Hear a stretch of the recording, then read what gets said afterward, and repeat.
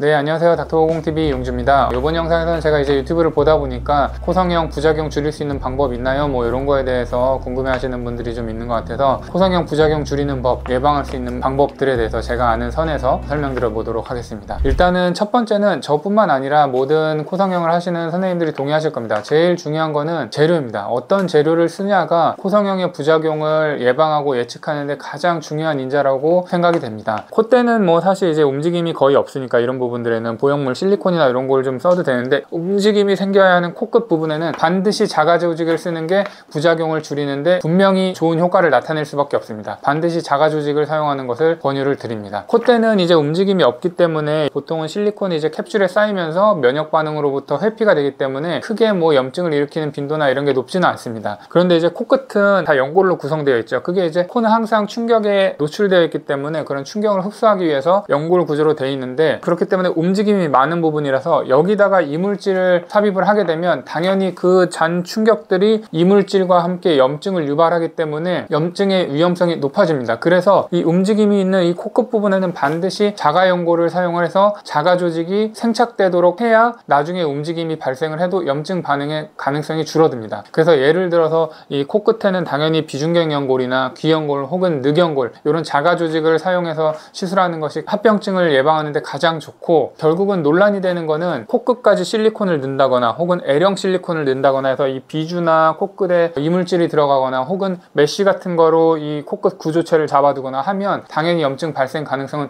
높아집니다. 그렇기 때문에 자가조직을 꼭 사용하시라고 권유를 드리고, 그러면 우리가 실리콘 말고 기증늑연골, 그건 사람 거지 않느냐, 그걸 코끝에 넣으면 좀 괜찮지 않느냐, 이렇게 말씀하시거나 여쭤보시는 분들이 있는데, 저희가 다른 예를 들어보면 이제 코성형을 재수술하거나 뭐 이럴 때 비중경골이나 귀연골이 없으면 늑연골을 사용을 하거든요. 늑연골은 아주 좋은 재료입니다. 근데 문제는 늑연골을 사용하면 코끝도 단단하게 세울 수 있고 자기 조직이기 때문에 생착 가능성도 높고 염증 발생 가능성도 매우 낮은데, 문제는 늑연골에서 염증이 발생해버리면, 이거는 교과서에서도 나오는 얘기인데 카타스트로픽, 재앙적입니다. 늑연골에서 염증이 발생하게 되면 비중경연골을 넣었을 때보다 주변 구조를 더 많이 손상시켜요. 막 녹이고 이래요, 들어가 보면. 그래서 자가늑연골을 사용해도 극히 드물지만 염증이 발생하는 경우가 있고, 염증이 발생하면 결과가 안 좋거든요. 근데 여기다가 기증늑연골을 쓴다? 염증 발생 가능성이 높아지겠죠. 그리고 문제가 생기면, 염증이 생기면 재앙적인 결과가 초래되겠죠. 물론 이제 기증늑연골을 안전하다 이렇게 주장하시고 쓰시는 선생님들도 많이 계시지만,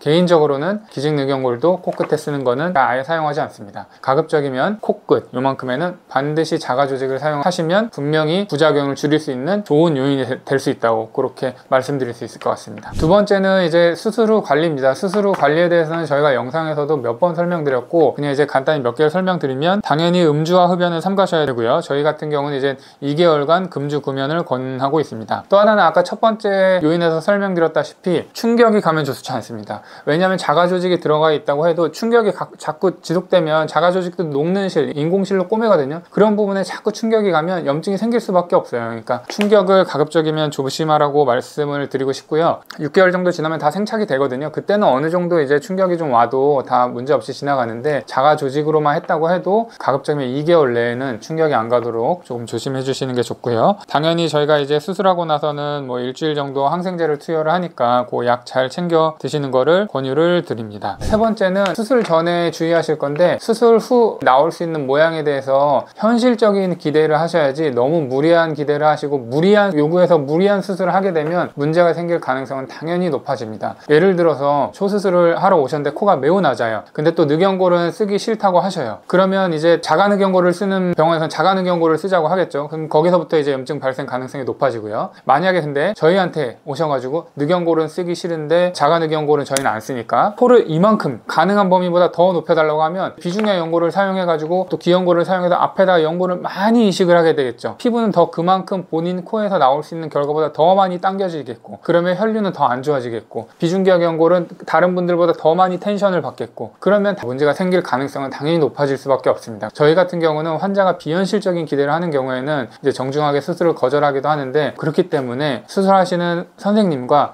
현실적인 기대에서 나올 수 있는 부분에 대해서 결과를 예측하고 상담을 해야지, 무조건 가가지고 코끝은 뭐 1cm를 높여주세요, 뭐 7mm를 높여주세요, 본인 코에 맞는 정도의 높이에서 그 범위를 결정하는 거지, 무리한 기대를 갖는다거나 하는 거는 수술 수술 결과를 나쁘게 만드는 요인 중에 하나라고 그렇게 저는 생각하고 있습니다. 네, 이번 영상에서는 이제 수술 후 부작용 줄일 수 있는 방법 요거에 대해서 3가지 정도 설명드렸는데 추가로 또 궁금한 사항이 있으시거나 질문 사항이 있으시면 편하게 댓글을 통해 남겨주시기 바랍니다. 감사합니다.